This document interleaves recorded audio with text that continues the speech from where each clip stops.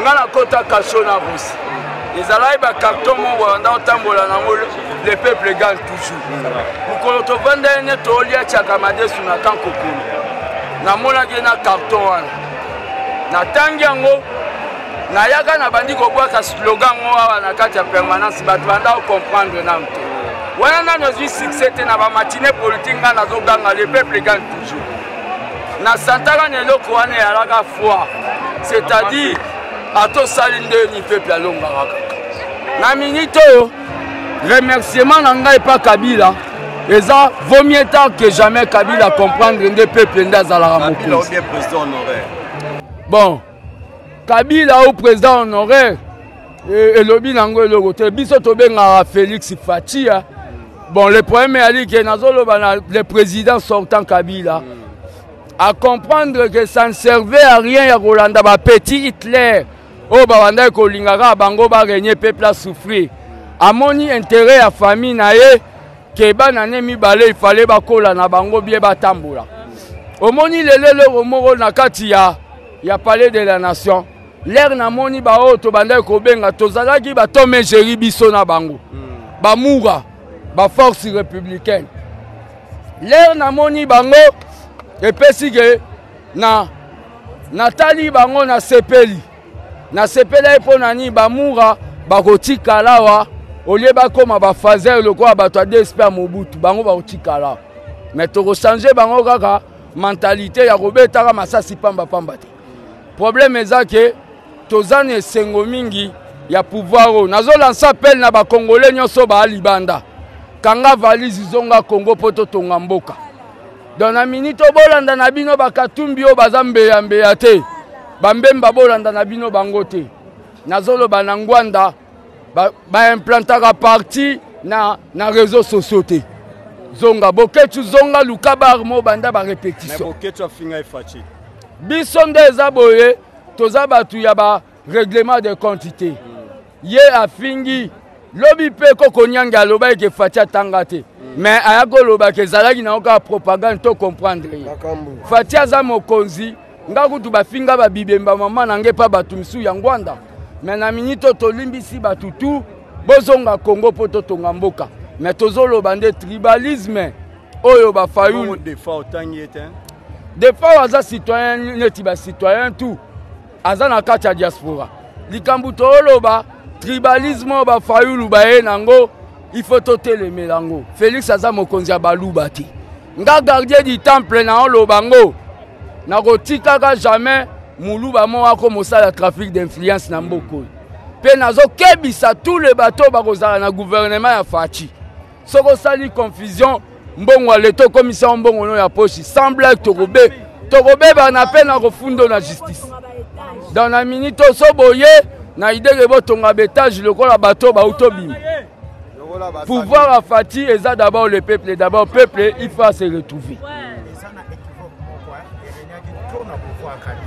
C'est un étranger pour diriger mon parce qu'au fils du pays à ce moment il en tant que combat avec des pèses en tout cas on peut se dire idée il y a bien Fati gouvernement n'est cause à la terre parce que tout qui dit à Mexico bah négo FDC à région de déjà IDPS est-ce que parce que Congola qui a besoin de retirer est-ce que moi na moka Félix a tomber dans piège de Kabila politique à retirer ezalaka politique oyo batu baloba kango nanu so bakomi na bukonzité biso to sala ba politique neti oyo moderne neti ba Mandela ya réconciliation babeta batu mwindu fimbu na Afrique du Sud mais Mandela l'air abimaki ayebisa ba combattant ya ANC tokosala na mindele ministre à banque ezala mundele gouverneur à banque mundele ya budget mundele économie mundele donc le problème ali batu ya FCC eza biso te mutolingi ke to sa na bango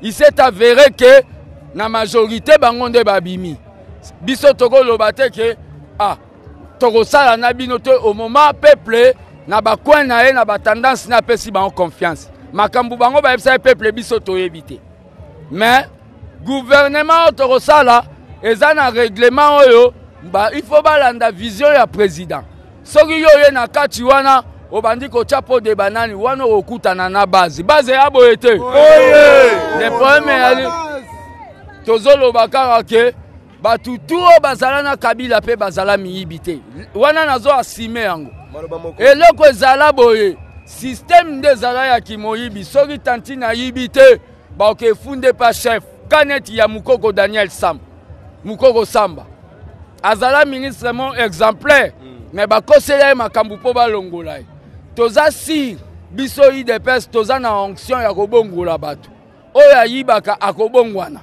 soki oboli na kobongwana ozimbongwa leta yebake so toyoki nazoyebisa bato tu baza na diaspora moma yango bozonga tomonaka na régime euti koleka soko olingi osala makambo awa basengi yo 10% 15%. Muto akomeka kosengo pourcentage benganga na numéro nanga oyo na opesa. Nakolakise vraiment kaza moyibi. Nakokendo salele oyo babengaka sitting na lalelake liboso ya cabinet na etia kolongwa.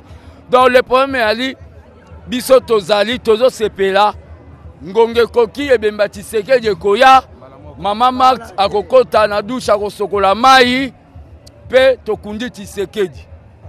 Fachi a prometaki na Équateur kuna ebisa bango ke so ba PC confiance aya pene bemba Mobutu na katanga lobi azwa ya chumba oya nango est-ce qu'il a tenir na parole na e a contenir nango pas un homme de parole a contenir nango mais batu balongo la philosophie que mututu akufa ivo basa ele bikeko na mboka bikeko leke beli pe tozolo bana batu ne bachala mwana ba oya oyembela Fachi toza na biso na besoin banzembute toza na besoin ba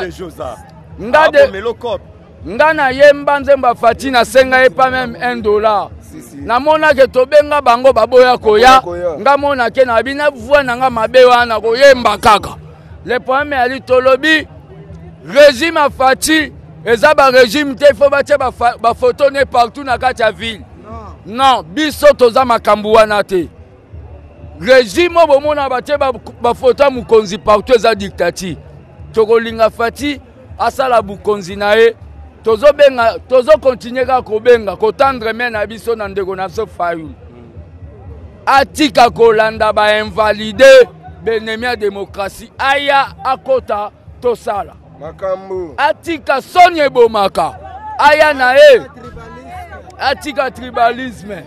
Non, j'aimerais dire ceci, tout pouvoir est négociable. Il n'y a pas un pouvoir qui ne doit pas être négociable. Alors que le pouvoir qui est donné avec une alternance doit être toujours négocié. J'aimerais dire ceci. Cette victoire n'appartient pas à un seul tribu ou n'appartient pas à l'UDPS. Cette victoire appartient au peuple congolais. Cette victoire est pour le peuple congolais. Aussi Mukende avait l'habitude de dire que le peuple gagne toujours. Et voilà, aujourd'hui le peuple a gagné. Nous sommes en train de célébrer cette victoire qui n'appartient pas à un seul tribu, qui n'appartient pas à l'UDPS seulement, mais appartient à toute une nation. Et j'aimerais dire ceci, j'aimerais remercier aussi à Joseph Kabila. C'est pas facile de céder le pouvoir. Étant qu'un soldat, ce n'est pas facile de céder le pouvoir. Joseph Kabila a cédé le pouvoir, il a permis cette alternance-là. On doit les rendre les plus hommages. C'est ce que j'avais à dire vraiment. Comme sous 7 mois, ceux qui l'État télémité, les mois passés. Tolinga ke président Nabiso a quitté la biso côté ya ndaku. Classe ndaku mai courant. Ezana vie sociale Nabiso est changée. Souci Nabiso est pour que vie sociale est changée. Classe Nabiso abana. Fallait batanga bien, bazala bien. Merci. Mais ça c'est étonnant, on nous dit polémique. Non, mais écoutez, tous les Congolais, avant avant eloko nyonso. Ce n'est pas par hasard Nzamba tindi biso tozala ba peuple congolais. Nakoka kobotama na Rwanda ou bien na Uganda, mais nabotami na Congo. Donc pour nanga eze sengo parce que to bundi bambule belé pour tozwa alternance politique. Et sengo nangai eze sengo ya peuple congolais nyonso parce que tozwi alternance politique to bande ko luka banda bambule belé. Donc moyen na kange sengo nanga ezate même Nzambe na likolo ayebi ke mwana nanga Benjamin za rosepela. Mais écoutez, ezali exemple à suivre. Papa Nabiso Etienne Tshisekedi wa Mulumba alobaka Nabiso, prenez-vous en charge. Pour se prendre en charge, et ça dans le domaine nyonso. Donc tout le mot d'ordre ya Papa Nabiso Etienne Tshisekedi wa Mulumba dans le baki to se prendre en charge. Et ça na niveau ya ba association na biso ya ba musicien chrétien, et ça na niveau ya ba association nyonso to Rolanda démocratie. Dolanda exemple la démocratie oyo ba konzi na likolo ba pesi biso. Donc ezo banda likolo ezo kitati na ba domaine nyonso. Nous devons être démocrates pour mboka na biso kende liboso. Moi je pense que mutu nyonso aza libre ya ko exprimer ba opinion politique na ye. Alors ezaki na bandeko oyo ba sepelaki ko yemba pona ko encourager ou bien pour soutenir le président Kabila. Moi aussi je fais partie de ceux-là qui ont accepté de chanter et de soutenir le président Félix. Donc, on est en démocratie, l'Union sont à libre, il y a un plan politique, c'est là ma conviction. Feliz